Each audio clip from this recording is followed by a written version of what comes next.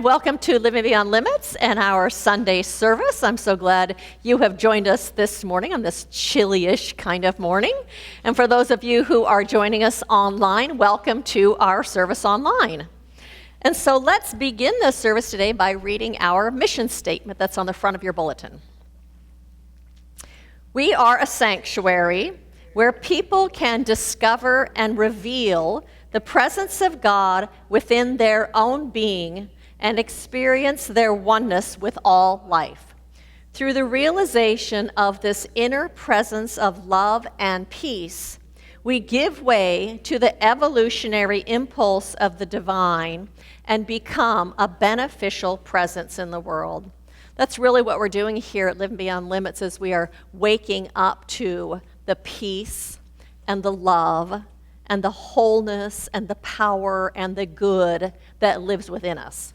That is actually innate to our own being because we are spiritual beings. And we come from the source of love and the source of peace, the very fabric of goodness itself, life, love. We come from that, so we come as that to this planet. And as we come to the realization that that is always inside of us, regardless of what's going on in the world, regardless of what's going on around us, it puts us in a place of power and a place of choice. Because when the world then is not being loving or kind or generous or any of those things, we aren't reliant on the world being that in order to be okay. Of course, we would prefer that the world were loving and kind and generous, but if it's not, we go, oh, I can tap into this inside of me. I can be the presence of peace when people are being less than peaceful. I can be the very presence and activity of love when people are not being loving. And what happens as we do that, we then participate not just in our own spiritual evolution, but it impacts the planet. It impacts the relationships, the conversations, and because everything is connected to everything else, it impacts the whole. And so I thank each one of you for answering the call of your own spirit to be walking this path, the call of your own heart to be bringing love and light and goodness into this world. Thank you, each and every single one of you, for that. Well, the Christmas season is upon us, yes? And with that Christmas season, there are so many things to do that are fun and things that we find enjoyable, from decorating to baking to giving people that we love presents to listening to holiday music, sometimes especially the holiday music that we grew up with as kids we love to listen to again at this time of year. And while all of that is super fun, at the same time, the holidays and all that they entail can be incredibly overwhelming and overtaxing. And if we're not careful, and if we're not mindful, and if we aren't intentionally making conscious choices, we can feel overwhelmed and overtaxed and overburdened by all of that stuff.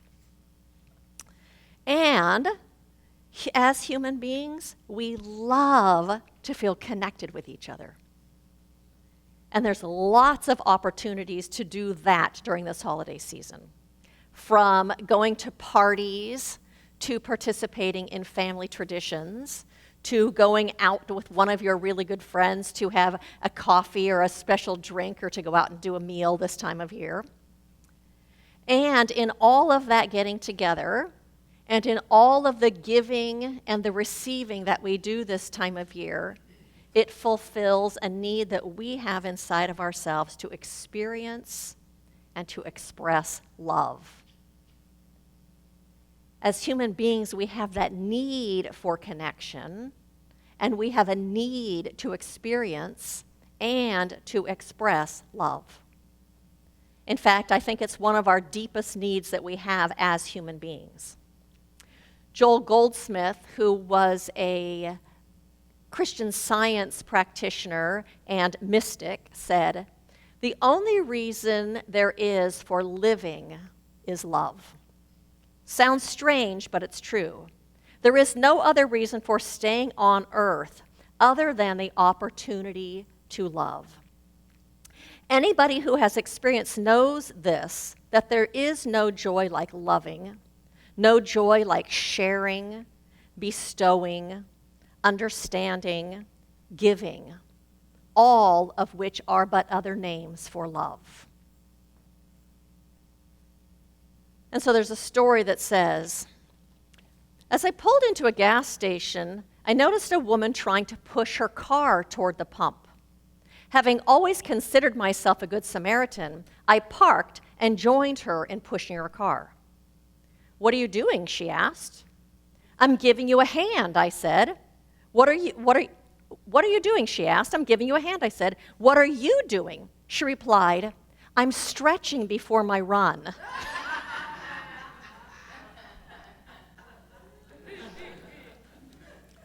We need to love and to care and to support people and to assist and to give of ourselves. We need that as human beings. And we crave meaningful moments in our lives. The holidays have so many opportunities for meaningful moments.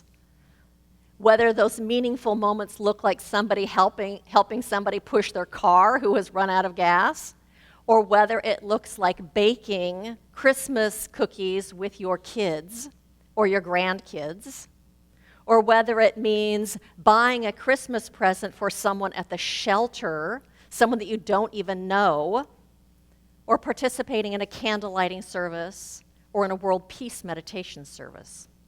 All of those things create meaning in our lives when we do them. And so we crave meaning in our lives because meaning brings us happiness. Having meaning in our lives makes us feel happy. And I think there's an umbrella experience over all of those things that we enjoy doing at the holidays, and the umbrella is joy. To experience joy and to experience us have a sense of fulfillment. All of those things we like through the holidays do that, bring us joy and a sense of fulfillment. And every bit of it really contains the potential for joy. And yet, sometimes rather than feeling joy at these holidays, we feel overburdened or overwhelmed or overtaxed because there's just simply so much to do at the holidays. I really think that feeling overburdened or overwhelmed really happens when we are listening to those shoulds or oughts that we have inside of ourselves that come from some outside authority, that come from society, rather than being inner-driven, rather than being inner-led. They're from out there, somebody or society telling us what we should and ought to do, what the holidays should and ought to include. You know those ones. I should buy a gift for so-and-so, my neighbor or my coworker or my hairdresser or my sister-in-law's cousin's mother's neighbor. I should buy a gift for that person. Or I should go to that party, the one that my aunt's neighbor's having that I really don't want to go to. Or I should put lights on the outside of my house because all the other neighbors are doing it, and I've always done it in the past. We have a lot of shoulds and oughts that are outer-driven at this time of year. And you know what? If you want to go to the party, and if you want to put lights on your house, and if you want to buy that gift because it's satisfying to you, because it brings you joy, because it's meaningful to you, then by all means, absolutely do it. But if you are doing any of those things out of obligation, out of some outer rule or should, I invite you to look at that. And so I have a story for you. It says, my husband Mike hated Christmas. Oh, not the true meaning of Christmas, but the commercial aspects of it. Overspending, the frantic running around, the last-minute tie for Uncle Harry, the dusting powder for Grandma, The gifts given and received in desperation because nothing else could be thought of or nothing else was needed. Can you relate? Have you ever done that? Knowing he felt this way, I decided one year to bypass the usual shirts, sweaters, ties, and so forth. I reached for something special just for Mike. The inspiration came in an unusual way. Our son, Kevin, who was 12 that year, was wrestling at the junior level at the school he attended. Shortly before Christmas, there was a non-league match against a team sponsored by an inner-city church. The youngsters, dressed in sneakers so ragged that shoestrings seemed to be the only thing holding them together, presented a sharp contrast to our boys in their spiffy blue and gold uniforms and sparkling new wrestling shoes. As the match began, I was alarmed to see that the other team was wrestling without headgear, a kind of light helmet designed to protect a wrestler's ears. It was a luxury the other team obviously could not afford. Well, we ended up walloping them. We took every weight class, and each of their boys, as they got it from the mat, swaggered with false bravado, a kind of street pride that they couldn't acknowledge defeat. Mike, seated beside me, shook his head sadly. "I wish one of them could have won," he said. "They have a lot of potential, but losing like this could take the heart right out of them." Mike loved kids, all kids, and he knew them, having coached Little League football and baseball. That's when the idea for his present came. That afternoon, I went to a local sporting goods store and bought an assortment of wrestling headgear and shoes and sent them anonymously to the inner city church. On Christmas Eve, I placed the envelope on the tree and the note inside telling Mike what I had done and that this was a gift from me. His smile was the brightest thing about Christmas that year and in our succeeding years. For each Christmas, I followed the tradition. One year, sending a group of mentally handicapped youngsters to a hockey game. Another year, a check for a pair of elderly brothers whose home had burned to the ground the week before Christmas, and on and on. The envelope became the highlight of our Christmas. It was always the last thing opened on Christmas morning, and our children, ignoring their new toys, would stand wide-eyed with anticipation as their dad lifted the envelope from the tree to reveal its contents. As the children grew, the toys gave way to more practical presents, but the envelope never lost its allure. The story doesn't end there. You see, we lost Mike last year due to cancer. When Christmas rolled around, I was still so wrapped up in grief that I barely got the tree up. But Christmas Eve found me placing an envelope on the tree, and in the morning, it was joined by 3 more. Each of our children, unbeknownst to the others, had placed an envelope on the tree for their dad.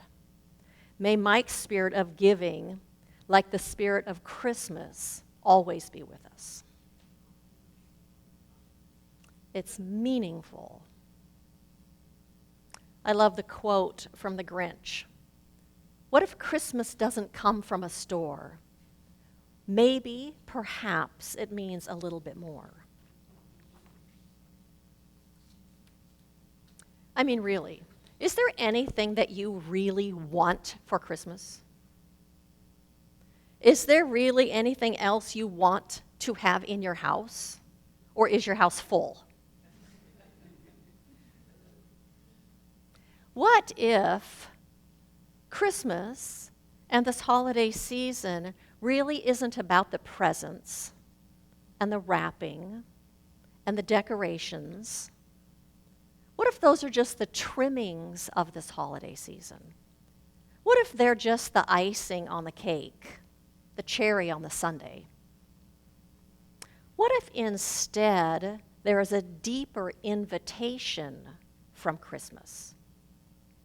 And that invitation is that you experience and express love. What if that deeper call is for you to experience and express joy? What if that deeper call of this holiday season is for you to experience a deep kind of fulfillment? The kind of fulfillment that feeds your soul. The kind of fulfillment that stirs your spirit. I've been listening to a talk on creating happiness. It's Tara Brach, who is a Buddhist writer and teacher, and Arthur Brooks, who is a neuroscientist and a teacher and a writer, and he is teaching a class at Harvard to the graduate students on creating happiness. One of the things that I heard in that talk this week was he was explaining that there are 3 components to happiness. One of them is enjoyment, the other one is satisfaction, and the third one is meaning. And he explained that enjoyment actually involves another person and it creates memory. And he said, so sitting in your living room and having a drink by yourself, that's not enjoyment, that's pleasure. But enjoyment involves another person and there's memory attached to it afterwards. And so what if this holiday season really then is about doing things that are meaningful to you?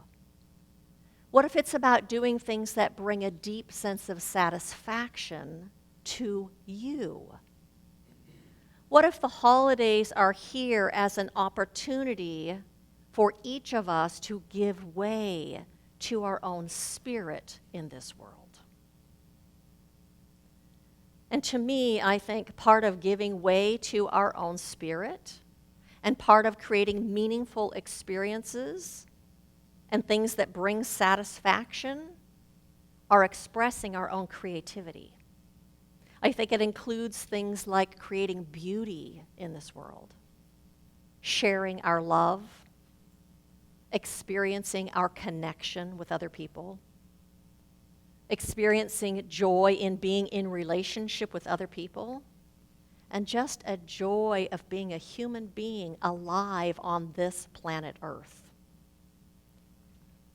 And so I'm talking today about that when we allow love and joy and what brings us fulfillment to be the thing that guides us through this holiday season, then we end up having a rich and fulfilling time as we move through this season. That is a time that feeds our souls rather than feeling overwhelming. And so for me, I love creating beauty. That is something that speaks to my soul, my own individual soul, and something that brings me a sense of satisfaction. And so that means then that I love decorating the tree and sitting and looking at the tree. I love decorating my mantle.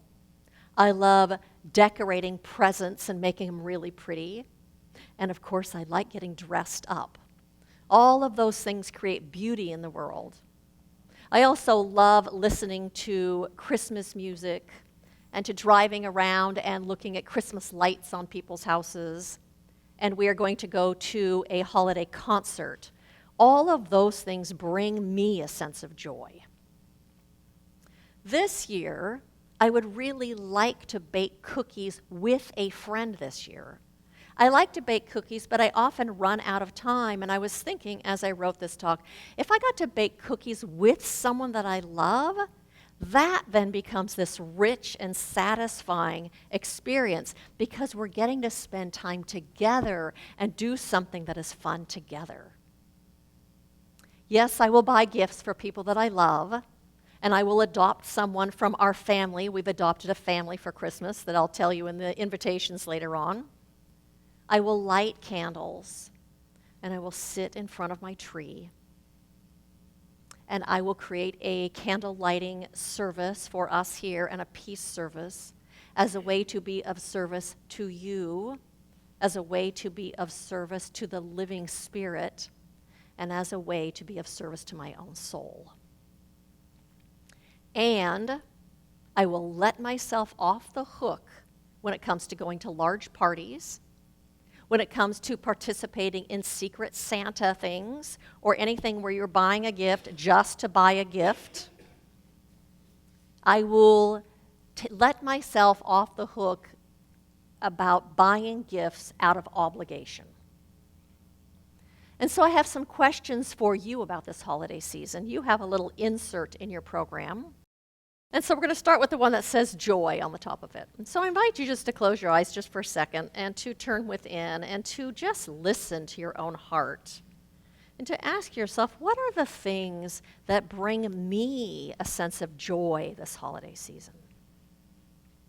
What things create joy inside of me that I can do or participate in?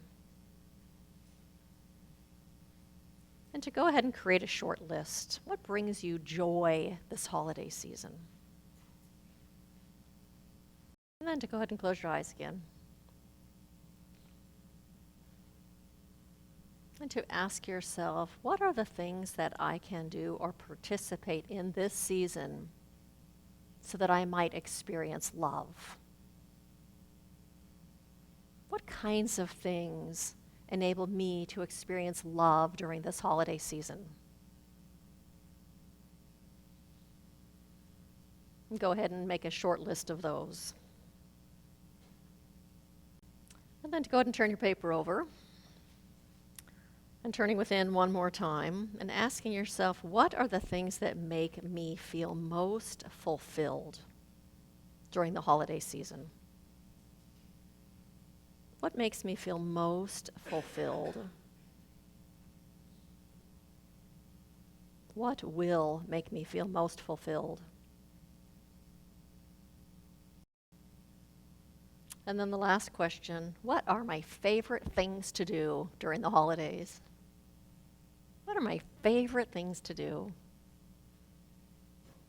And so that is your guidepost for this holiday season. And so my invitation to you is to allow love and joy and the things that bring you the deepest sense of fulfillment, the things that feed your soul, be the things that guide you through this holiday season as to what you spend your time and your energy and yourself being and doing. My invitation is for you to listen to your own inner guidance. If something feels right or if it's not right for you, and to ask yourself, when you listen to that inner guidance, does this thing that I'm contemplating doing, does it allow me to experience or to express love? Does this thing that I'm contemplating doing, does it allow me to experience or to express joy? And my invitation is to drop the shoulds and the oughts and whatever society is telling you that should be included in your holiday season. And also, if there's something that you don't want to do, but you really know that it's the right thing to do, you really need to do it, then I ask you to ask yourself, can you reframe that thing? Can you reframe it and ask yourself, is there an opportunity for me in this thing to experience or to express love? Is there something that I can do to make this thing that I really need to go to make it meaningful to me? Is there a way that I can make it meaningful? Is there a way that I can experience joy in this thing? And then to shift your focus, so while you are doing that thing, that is exactly what you are experiencing. Experiencing love, deep meaning, joy. But you can shift your focus and reframe it so that you can experience that if there's something you really need to do, but you really don't want to do it. And as we each listen to our inner guidance during this holiday season, and as we are each true to ourselves, then this holiday season will be filled with enjoyment and with joy and having a wonderful time. So blessings to each and every single one of you as we move into this holiday season. May you experience joy and love and a deep sense of meaning and fulfillment during these holidays. Blessings to all of you.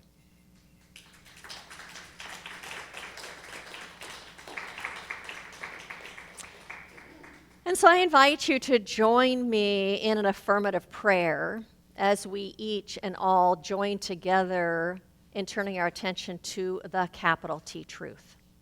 And the capital T truth is that God is truly everywhere present, in and through and around every single thing that we can see and everything that we cannot see. That presence of the Infinite One is the absolute potential of the universe. It is the energy of life, the energy of creativity. It is perfect intelligence and a peace that passes understanding. It is the good without bound, and it is everywhere present. And so today I know that as we listen into our own spirit, to our own divine beingness, to the presence of the Infinite One within us, as we listen to that, we are guided into pathways that are deeply fulfilling and satisfying. Pathways where we get to shine our light, we get to experience our love and the love of the divine in and through others.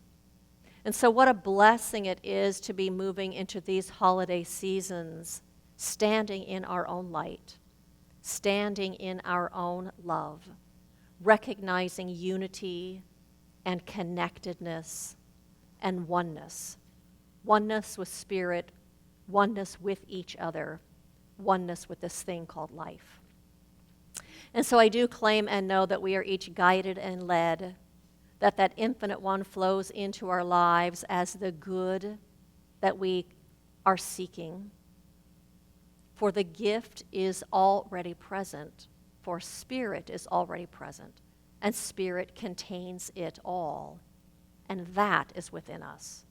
And so in our openness, we receive in a fuller and a grander way. And so I speak this word also not just about us in this room, but about every single person on this planet, recognizing and knowing that right where they are is the fullness of the divine.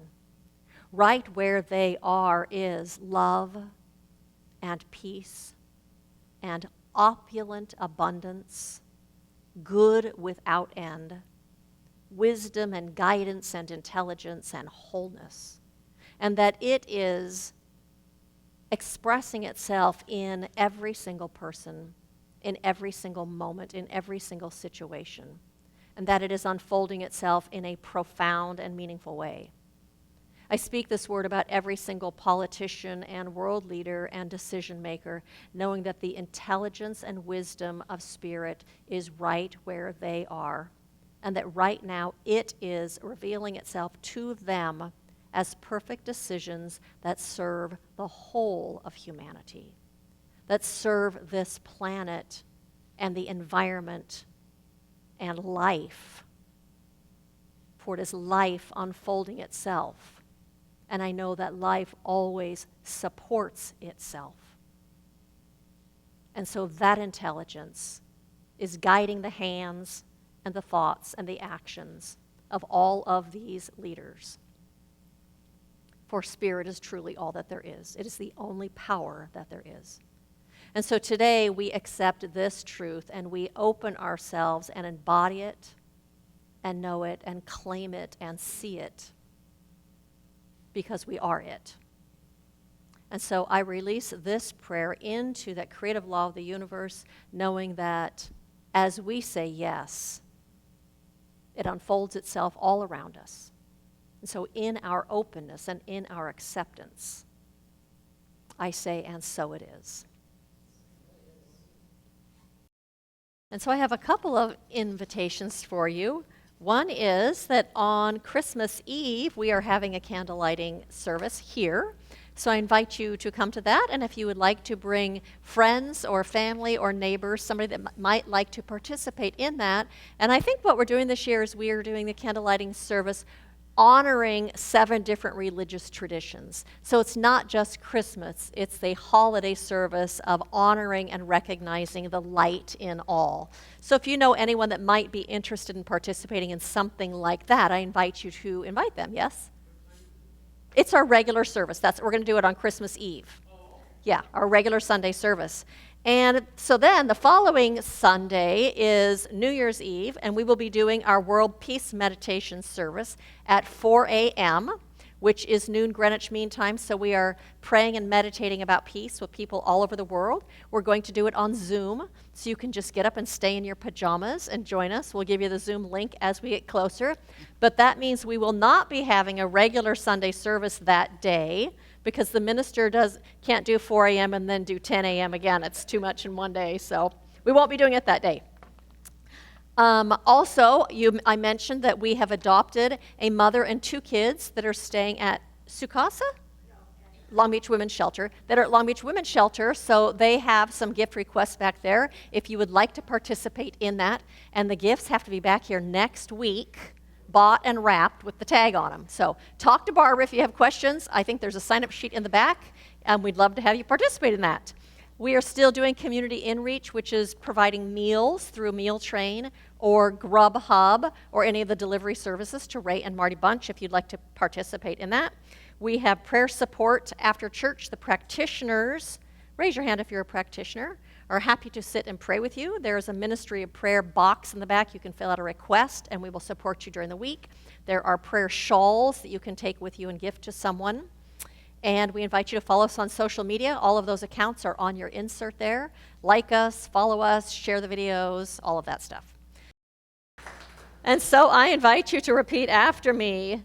Good fills my life now. Good fills my life now. I recognize it. I savor it. I own it. I live it. And so it is.